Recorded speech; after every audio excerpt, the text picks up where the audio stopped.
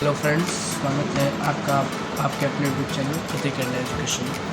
तो जैसे कि आज हम लोग देख पा रहे हैं कि हमारे पास हिस्ट्री की बुक है। तो आज हम लोग इसी का रिड्यूस सिलेबस यानी कि बाकी सिलेबस पेज बाय पेज देखेंगे।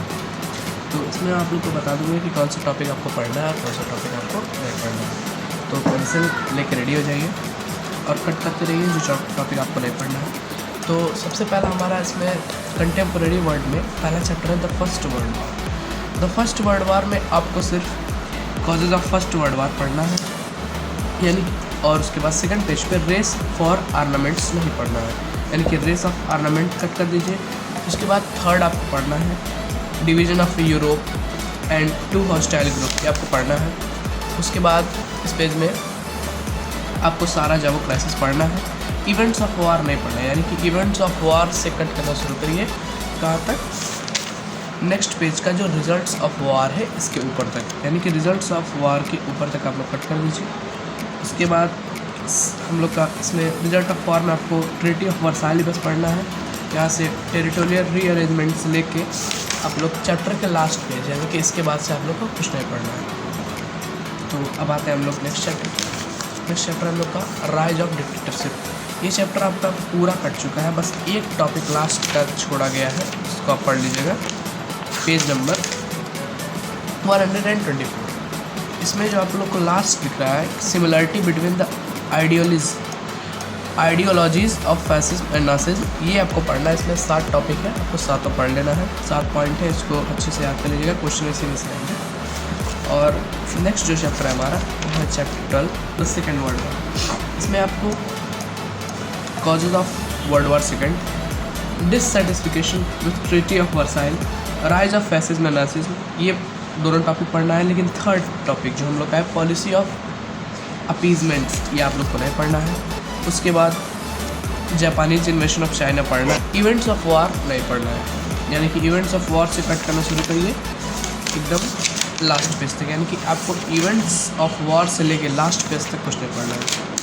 अब आते हैं अपने नेक्स्ट टॉपिक पे, चैप्टर 13 यूनाइटेड नेशंस। इसमें आपको सब कुछ पढ़ना है, बस ये है कि कुछ टॉपिक इसमें जो रिड्यूस हुए वो मैं आपको बता देता हूँ। सबसे पहला तो फंक्शन जो दिए हैं, powers and function of UN, security council, general assembly, इन सब पावर्स ऑफ फंक्शन में आपको सिर्फ 4 फंक्शंस याद करने हैं। बाकी दिए तो 9, लेकिन आपको सिर्फ 4 याद करने हैं, यानी कि जनरल असेंबली के 4 फंक्शंस, सिक्योरिटी काउंसिल के 4 फंक्शंस और इंटरनेशनल कोर्ट ऑफ जस्टिस के 4 फंक्शंस, ये आपको पढ़ने हैं। और उसके बाद the economic and social council, ये आप लोग को रिड्यूस कर देना है। ट्रस्टीशिप काउंसिल आपको कट कर देना है, सेक्रेटरीट भी कट कर देना है। फिर नेक्स्ट चैप्टर पे यानी कि last chapter major agencies of United Nations. इसमें आप लोग को सिर्फ ये आपको पूरा चैप्टर पढ़ना है, बस इसमें कुछ पॉइंट कटे हैं वो मैं आपको बता देता हूँ। यानी कि हम लोग का जो सबसे पहला टॉपिक है United Nation of childrens fund यानी कि यूनिसेफ। इसमें आपको फंक्शंस दिए हैं, उसमें कई सारे फंक्शन दिए, लेकिन आपको इसमें सिर्फ 4 फंक्शन पढ़ने हैं। तो एक बार फिर से बता दे रहा हूँ, जो फंक्शंस दिए हैं यूनिसेफ के उसमें आपको सिर्फ 4 फंक्शन पढ़ने हैं। और उसके बाद WHO के भी 4 फंक्शंस पढ़ने हैं। उसके बाद ये यूनेस्को के भी आपको 4 फंक्शंस ही पढ़ने हैं। ओनली 4 फंक्शन ऑफ ईच आपको पढ़ने हैं। Major agencies of United Nation जो है उसके आपको सिर्फ 4 फंक्शंस पढ़ने हैं। बाकी इस चैप्टर में आपको सब कुछ पढ़ना है। अब हम आते हैं अपने लास्ट चैप्टर पे यानी कि नॉन अलाइनमेंट मूवमेंट। तो नॉन अलाइन्ड मूवमेंट में आपको सबसे पहला टॉपिक दिया है नॉन अलाइन्ड मूवमेंट, इसको आप लोग को पढ़ना है। मीनिंग ऑफ नॉन अलाइनमेंट भी पढ़ना है। फैक्टर्स नहीं पढ़ना, factors responsible for non alignment ये आपको नहीं पढ़ना है। पंचशील भी नहीं पढ़ना है। अचीवमेंट्स ऑफ नाम में आपको सिर्फ 3 नाम याद करने हैं। कौन कौन से? Gamal, Abdel Nasser, Marshal Joseph Broz Tito और जवाहरलाल नेहरू, ये आप लोग को सिर्फ 3 याद करने हैं नाम। बाकी आप लोग कुछ नहीं पढ़ना है इसमें। रोल ऑफ जवाहरलाल नेहरू भी नहीं पढ़ना है।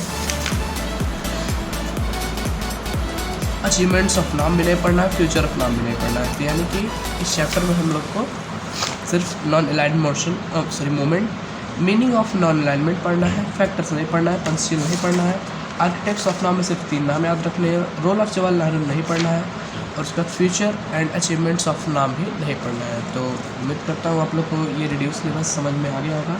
अगर कोई भी डाउट हो तो आप कमेंट में मुझे लिख के बता सकते हैं, मैं उसका आंसर आप लोग को दे दूँगा, उस डाउट को क्लियर कर दूँगा। तो मिलते हैं अगले वीडियो में। धन्यवाद, नमस्कार।